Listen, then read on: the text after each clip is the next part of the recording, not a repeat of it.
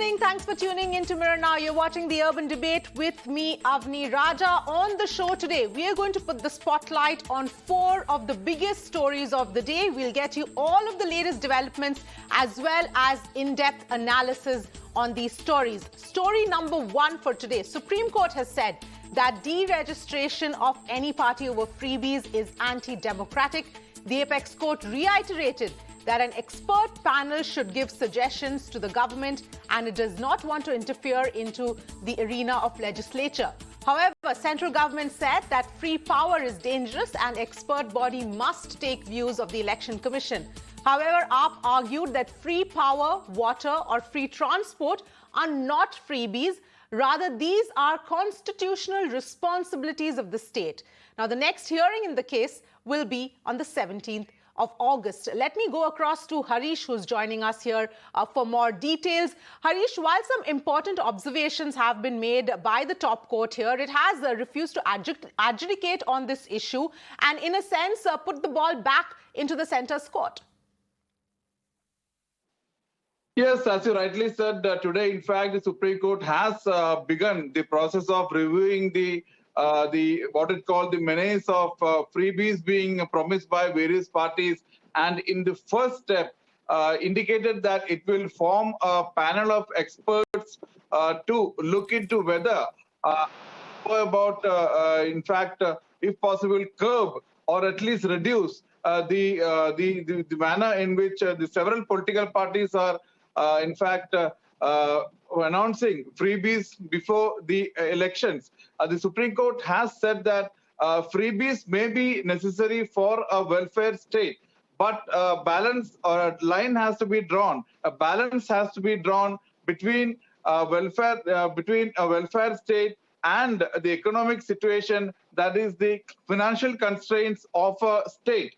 The Supreme Court said that both views have to be taken, that because both sides have to be looked into, because it's, on the one side, people who benefit from freebies will definitely support it, but there is a large section which says that the hard-earned people's money, the taxpayers' money, should be used for better purpose, like setting up better infrastructure, roads and bridges, rather than splurging on these freebies.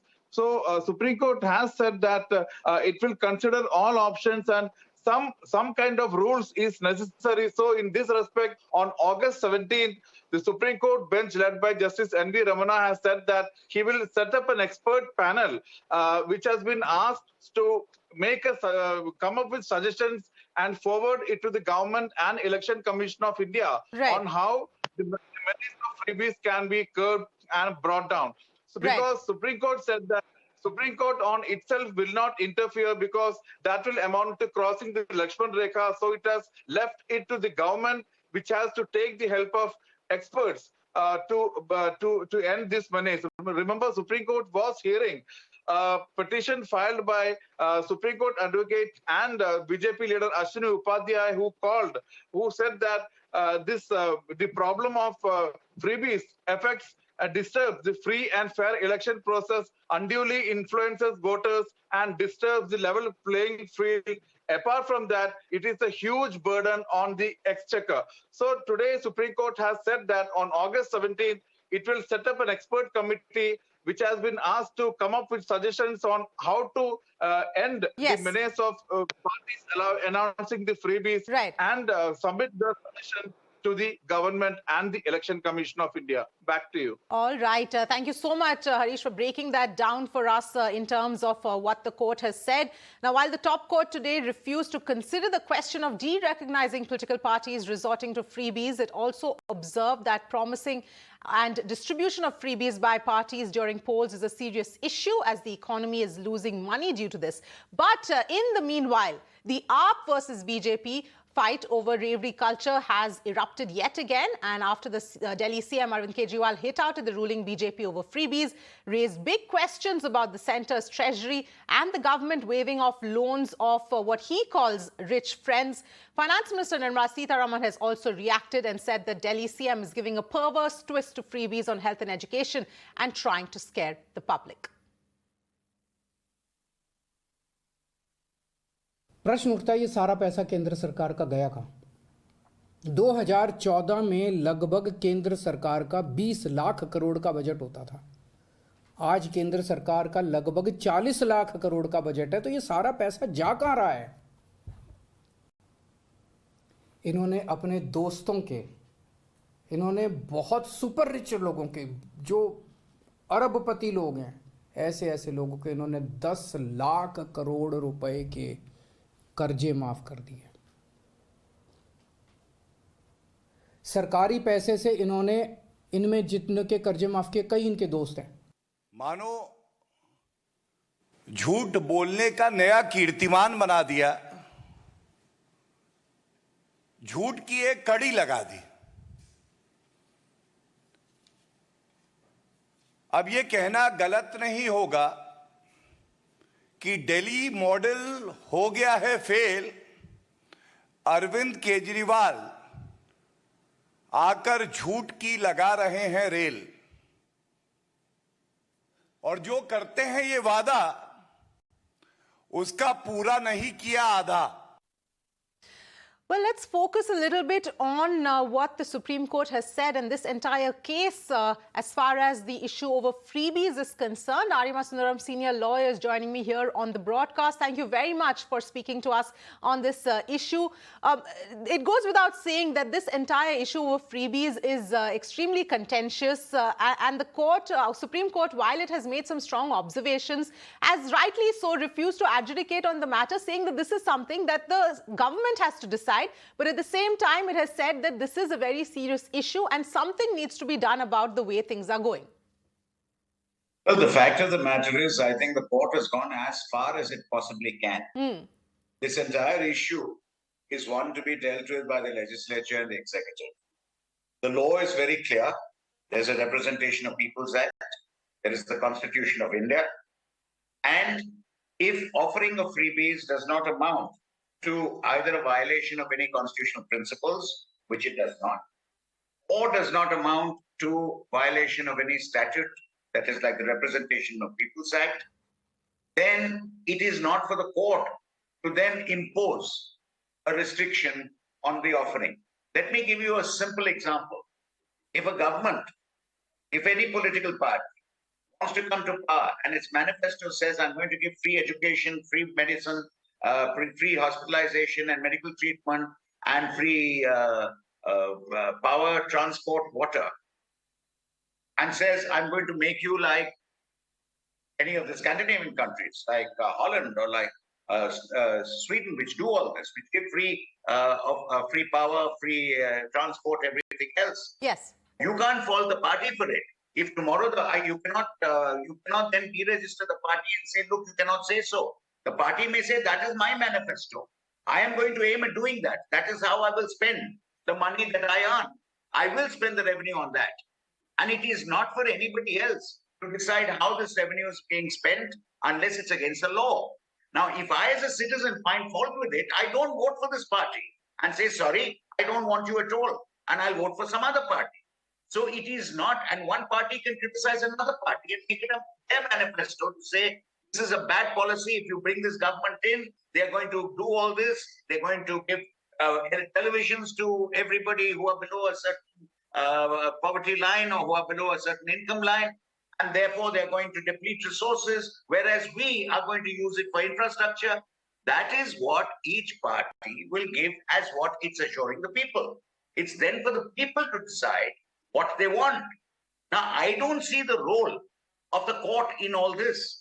I think the court has gone to the maximum it can today to say, look here, what we will do, since there seems to be a lot of concern expressed about this, what we will do is try to get a panel formed so there can be a healthy discussion on it, and perhaps that could decide, that could result in a decision on laws to be brought in by the legislature, amendments being made to the Representation of People's Act, whatever else may be. But it is not for the court, and the court, therefore, the court, I believe, has very rightly said, it's not for the court to legislate on this. The court can at best, and what it has done, is to suggest the formation of a committee, which, or a group, who can then discuss this, debate it, give their suggestions, and thereafter leave it to the legislature to decide. But it is certainly not a matter for a court to say you cannot offer freebies if it is not prohibited under the Representation of People's Act. One more thing I want to tell you. This expression freebies I find very strange. What is a freebie?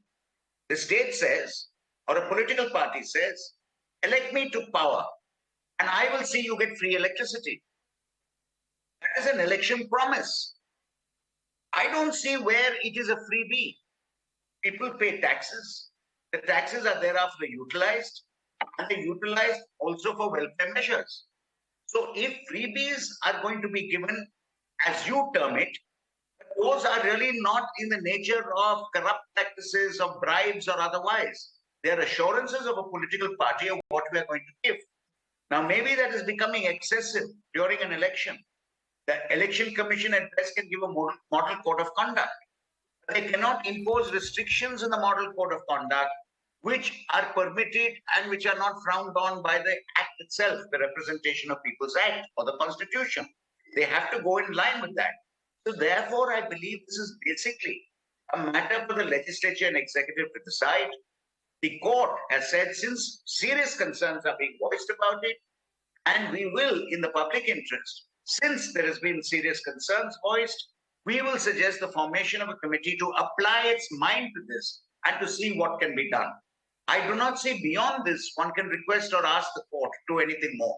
Yes, absolutely. And I'm completely with you there on that particular point. And everything that you've really mentioned extremely well sort of articulated there. But, you know, the question really boils down to then you mentioned about freebies becoming excessive sometimes, which is, you know, what the bone of contention is as far as between the political parties is concerned. Where does that line then get drawn? Because obviously, and we've seen this in the past as well, every time something like this happens, it falls as a burden onto the courts and onto the Supreme Court to finally come out and take a decision on this matter because the legislative is not able to decide on it. Okay, let me answer you very simply. It is for the government in power to decide as policy what is to be given, what is not. It is for the government in power to decide as policy that we will ensure free electricity is given for people beyond the poverty, below a poverty line. Another government may, as its policies say, we want to develop infrastructure, we want to encourage industry, and therefore we will give incentives to industry. Now, this is what any political party stands for, its own political philosophy. Now, that is the political philosophy of the party. You and I, as citizens, have a right to decide whether we agree with that political philosophy or don't agree with the philosophy. If, for example, I as a citizen felt, look, this is excessive, and monies which should be spent for developing the roads is instead being given to subsidizing free water.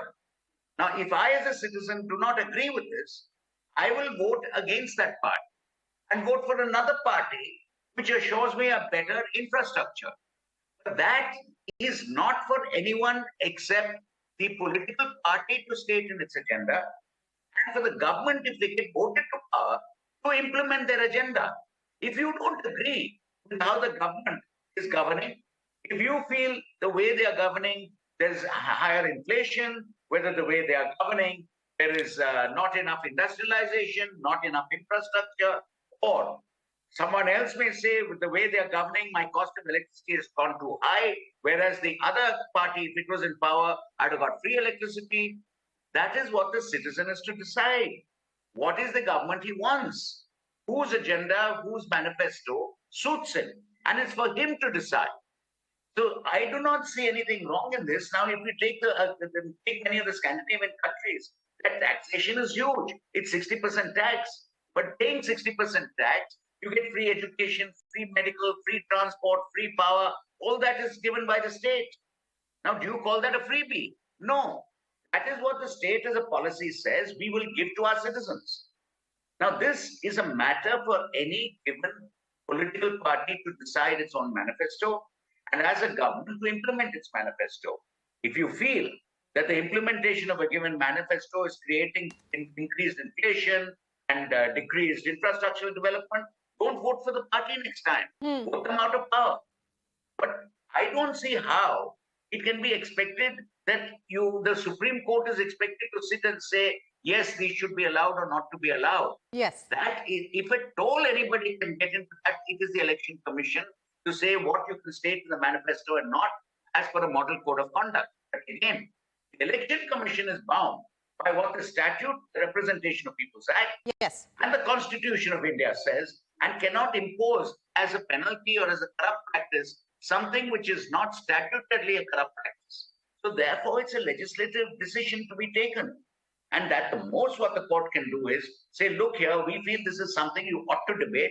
So why don't we form a panel of people who are from different stakeholders in this whole exercise, and let them debate it and see whether something comes of it.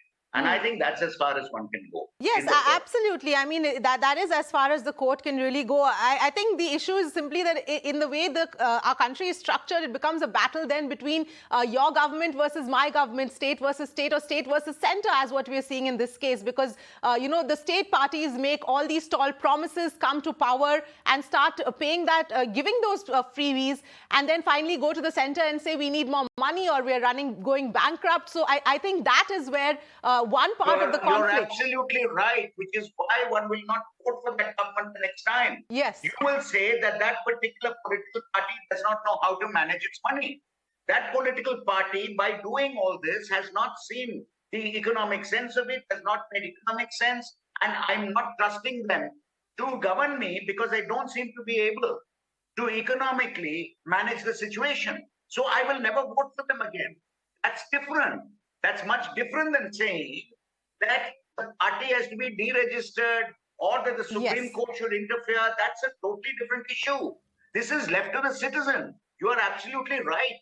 If any government in a state cannot manage its own economics in such a way that they give the freebies and then run to the center and say, I'm sorry, I've overspent, I've got myself into a mess, I, for one, will never vote for such a party again. Because that is a different matter. So this is an issue of politics, and this is an issue which involves a political philosophy of each party. And we as citizens, our right comes when we vote, and we decide who is good. If inflation is very high, you won't vote for the government which is in power. Whereas if inflation is kept in check and you get something, then you naturally vote for that party again. So the risk being run is like the political party who makes these promises, tries to implement them, and gets themselves, I don't want to use that word, but let me say financially stressed. Yes. And because they're financially stressed, do not do other things they need to do. Then I will sit and say, look, these people can't manage their own finances. How do I expect them to govern me? And I will not vote for them again. That's the choice of the citizen. That's the point I'm making. Yes, absolutely. And I completely take that point. Thank you very much, Aryama Sundaram, for joining us and helping us understand and putting your perspective through on this. We, of course, have to wait and see how this really plays out going forward, what the panel says, and whether or not there is any development in any kind of restrictions or regulation to offering freebies.